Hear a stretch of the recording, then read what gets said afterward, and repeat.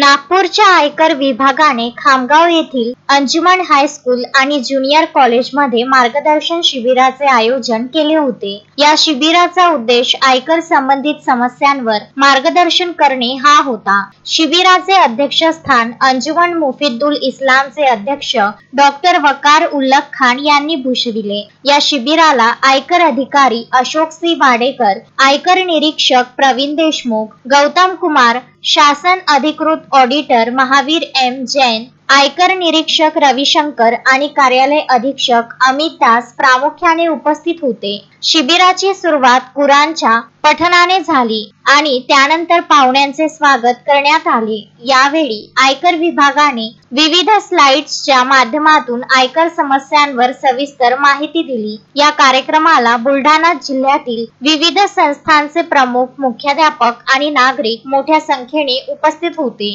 कार्यक्रमानंतर सर्व मान्यवरांनी अंजुमन हायस्कूल आणि ज्युनियर कॉलेजच्या सर्व विभागांना भेट देऊन संस्थेची प्रशंसा केली। यावेळी हाजी आलम कोटकर, हाजी हनान खान, मोहम्मद अब्रार फारुकी, मोहम्मद तौसिफ अहमद, मोहम्मद शारिक, मोहम्मद आरिफ आणि इतर मान्यवर उपस्थित होते।